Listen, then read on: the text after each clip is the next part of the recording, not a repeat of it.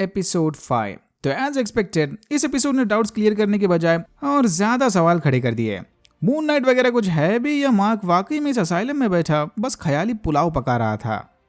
Episode 5 में शायद पहली बार ओपनिंग सीक्वेंस में हमने मार्वल का ऑफिशियल थीम सुनने मिला, इंडिकेटिंग कि धीरे धीरे हम रियलिटी की ओर बढ़ते जा रहे हैं। ओके, टावेरेट को अपने सामने देखकर मार्क को बचपन वाले डार्क ट्रॉमा के फ्लैशबैक्स आने लगे। होश आते ही मार्क ने देखा कि वो अब भी डॉक्टर हैरो के सामने बैठा था, लेकिन इस बार मार्क के नाक पर पट्टी बंधी थी। बहुत लोगों का मानना है कि ये मार्क की थर्ड पर्सनैलिटी जेक होगी, क्योंकि इसका एक्सेंट भी मार्क और स्टीवन से काफी अलग था। ये टूटी हुई नाक के पीछे क्या लॉजिक है उसके बारे में हम आगे बात करेंगे। हैरो ने मार्क को समझाते हुए कहा कि उसका दिमाग फिलहाल सेंस और नॉनसेंस के बीच झूला झूल रहा है। मार्क इस वक्त पटनम मेडिकल फैसिलिटी में एडमिट है। अच्छा हुआ कि मार्क अपने आप पर कंट्रोल करके हैरो और यहाँ के स्टाफ को उसकी मदद करने का मौका दे। हैरो का मानना है कि मार्क के दिमाग ने उसकी डार्क मेमोरीज को भुलाने के लिए ये इजिप्शियन गॉड, बोलने वाले हिप्पो और सुपर हीरो मून नाइट की कहानी बनाई थी। मार्क होश खोने से पहले हैरो के सामने किसी छोटे बच्चे की बात कर रहा था। ये सुनते ही मार्क या जेक ने टेबल पर रखा पिरामिड उठाकर खुद को मारने की कोशिश की, लेकिन समय रहते गार्ड्स ने उसे पकड़कर बेहोशी का इंजेक्शन लगा दिया। इंजेक्शन लगते ही मार्क की कॉन्शियसनेस फिर से टावेरेट के सामने आ गई। टावेरेट ने इन्हें बताया कि हैरो से गोली खाने के बाद मार्क की मौत हो गई। फिलहाल मार्क और स्टीवन की कॉन्शियसनेस इजिप्शियन अंडरवर्ल्ड डुआत में है। इस आफ्टर लाइफ को पार करने में टावेरेट इनकी मदद करेगी। बरसों से यहाँ पर किसी की आत्मा नहीं आई थी, इसीलिए टावेरेट भी इन्हें यहाँ देखकर थोड़ी हैरान और परेशान थी।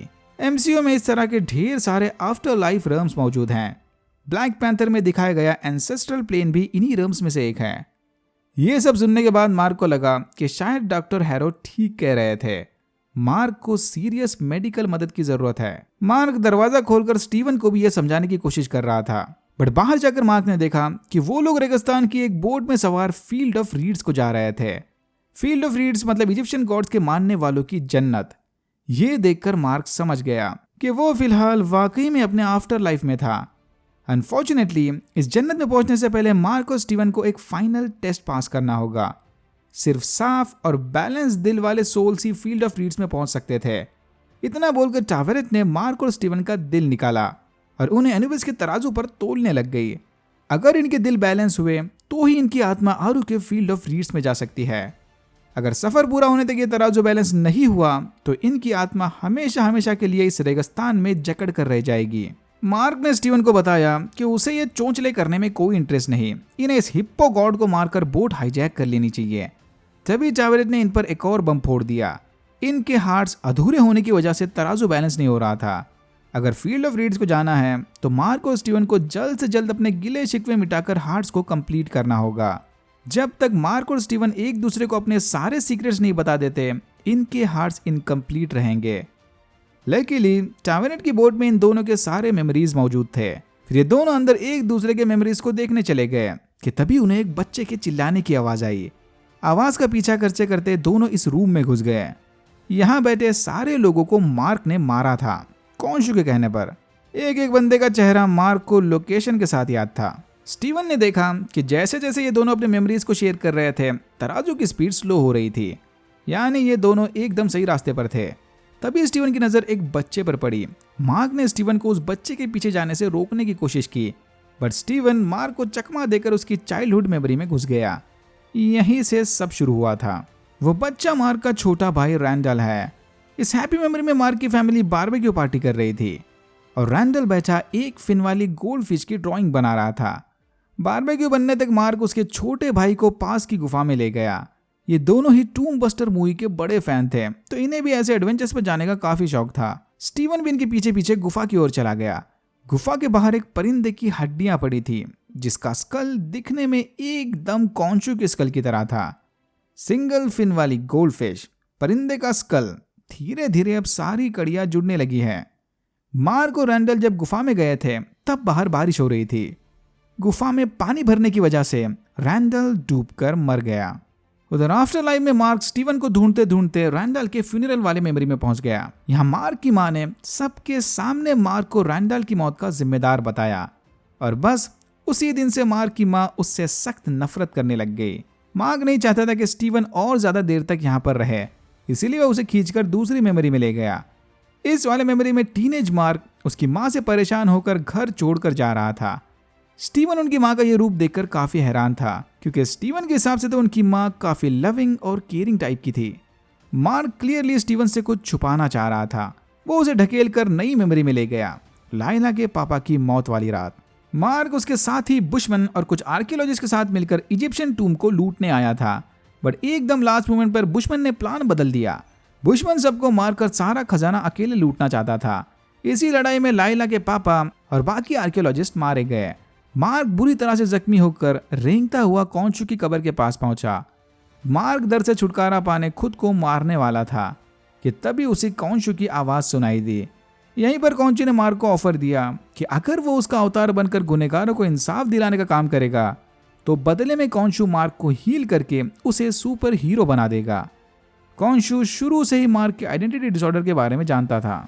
मार्क के पास वैसे भी कोई दूसरा ऑप्शन नहीं था और इस तरह से वो कॉन्शू का ऑफर एक्सेप्ट करके मून नाइट बन गया। तभी टावरेट ने इन्हें बताया कि अपर वर्ल्ड से धड़ाधड़ सोल्स जज होकर नीचे गिर रहे थे। हैरो इन सोल्स का समय से पहले इम्तिहान लेकर उन्हें अंडरवर्ल्ड में भेज रहा था। दोनों समझ गए कि अब उन्हें किसी भी हालत में हैरो को रोकना होगा। अगर टावरेट ने मार्क की आत्मा को वापस उसकी बॉडी में डाल भी दिया तब भी बिना कॉन्शू की मदद के वो जिंदा नहीं बच सकता।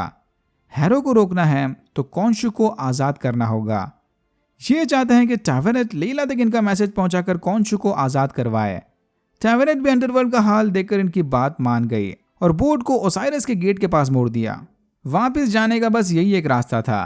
टावरेट को ऊपर मैसेज पहुंचाने का काम सौंप कर मार्क और स्टीवन अपनी स्केल्स को बैलेंस करने चले गए। स्टीवन को लगता है कि बचपन की मेमोरीज में वापस जाते ही इनके स्केल्स बैलेंस हो जाएंगे, बट मार्क उन मेमोरीज को फिर से नहीं जीना चाहता। स्टीवन की और ज्यादा फोर्स करते ही मार्क का मेंटल ब्रेकडाउन शुरू हो गया और उसकी कॉन्शियसनेस फिर से हैरो के ऑफिस पहुंची। ना ही मार्क की नाक टूटी थी और ना ही डॉक्टर हैरो के गार्ड्स ने उसे कोई इंजेक्शन दिया था। डॉक्टर हैरो भी चाहते हैं कि मार्क स्टीवन को सारी सच्चाई बता दे कि आखिर कौन सी पर्सनालिटी रियल है और कौन सी ट्रॉमा को हैंडल करने के लिए बनाई गई है। ये सुनते ही मार्क स्टीवन को बचपन वाली उस मेमोरी में ले गया। मार्क की माँ अपना गुस्सा निकालने उसे मारा करती थी। बस इन्हीं चाइल्डहुड ट्रॉमा वाली मेमोरीज को भुलाने के लिए नन्हे मार्क ने स्टीवन की पर्सनैलिटी को बनाया ताकि स्टीवन इन सब डार्क मेमोरीज से दूर रहकर एक हैप्पी लाइफ जी सके। By the way, Steven grant की आइडेंटिटी टूम बस्टर के मेन हीरो से इंस्पायर्ड थी। ये देखकर स्टीवन पूरी तरह से टूट गया। उसे तो अभी तक लग रहा था कि वो रियल है और मार्क उसकी अल्टरनेट पर्सनैलिटी, बट सच्चाई तो कुछ ज्यादा ही डार्क निकली। स्टीवन ने मार्क को नहीं बल्कि अपने स्ट्रेस को हैंडल करने मार्क ने स्टीवन को बनाया था। पर शायद इन दोनों के बीच एक थर्ड पर्सनैलिटी है जिसके बारे में मार्क और स्टीवन दोनों को कोई आइडिया नहीं। ऐसी थर्ड बैडास पर्सनैलिटी जिसने इन दोनों को एक्सट्रीम डार्क मेमोरीज से बचाए रखा, जेक लॉकले। मार्क की मेमोरीज में ना ही उसने अपने भाई को डूबते देखा और ना ही खुद को पिटते देखा। माना कि टीवी सीरीज में से बच्चों को पिटते दिखा नहीं सकते, लेकिन फिर भी थिंक अबाउट इट, हो सकता है कि उन डार्क मोमेंट्स को हैंडल करना जेक का काम होगा। माँ से पिटना है, जेक आगे। गुंडों की जान लेनी है, जेक आगे। शायद इसीलिए असाइलम में जेक की पर्सनैलिटी पर बैंडेज वगैरह लगी थी, इंडिकेटिंग कि ये भाई साहब मार्क और स्टीवन का पंचिंग बैग है।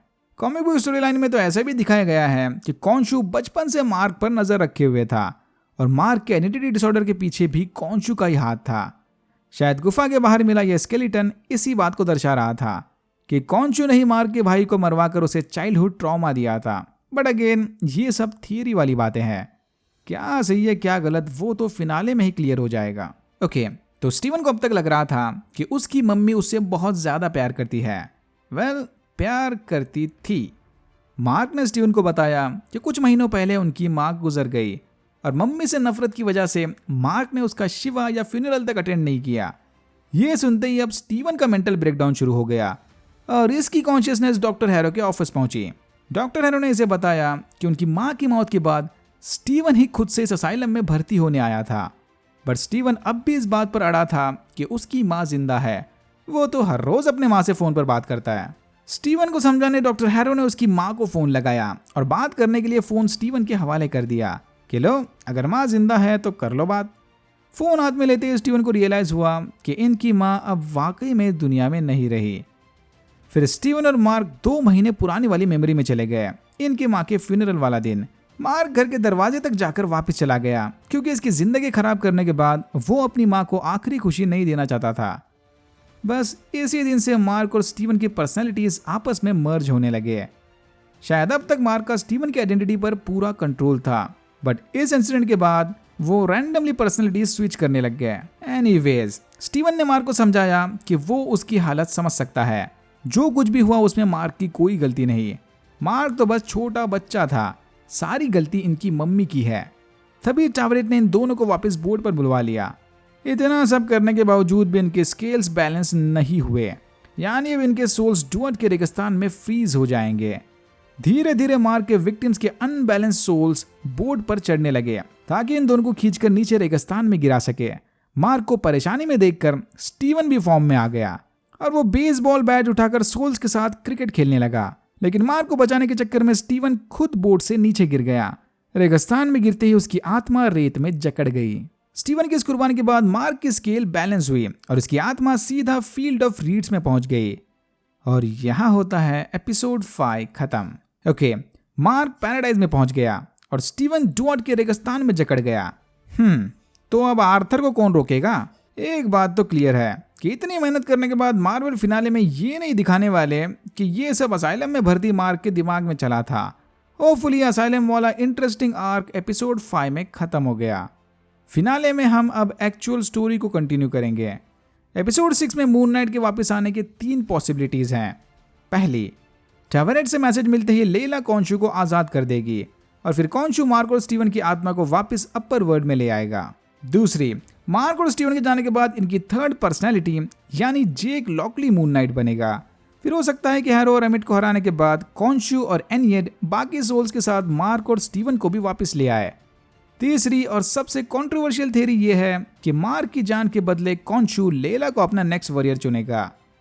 कॉन्शू को लोगों की मजबूरी का फायदा उठाना बड़े अच्छे से आता है और आई थिंक अब वो मार्क स्पेक्टर की मनमानी से थक गया होगा। कॉन्शू आजाद होते ही लेला को ऑफर देगा कि अगर मार्क को फिर से जिंदा देखना चाहती है तो वो उसकी अवतार बन जाए। फिर लेला मून नाइट बनकर हैरो को हराएगी। ये इस शो की डार्क या ग्रे स्टोरी लाइन के लिए शायद परफेक्ट एंडिंग होगी। ऑस्कर आइजैक ने ऑलरेडी हिंट्स दे दिए थे कि वो मून नाइट का कैरेक्टर फिर से नहीं प्ले करने वाले, तो इस तरह से ऑस्कर आइजैक के बिना भी MCU मून नाइट की स्टोरी आगे बढ़ा सकती है। वेल, होपफुली ऐसा ना हो। आपको क्या लगता है वह कमेंट सेक्शन में बता देना। Alright, that's it for now. अगर आपको वीडियो अच्छा लगा तो please like share and subscribe for more videos like this. मैंने ऐसे और भी वीडियोस बनाए जिनके लिंक्स आपको डिस्क्रिप्शन बॉक्स में मिल जाएंगे। Thank you very much for watching and I am hoping to see you in my next one.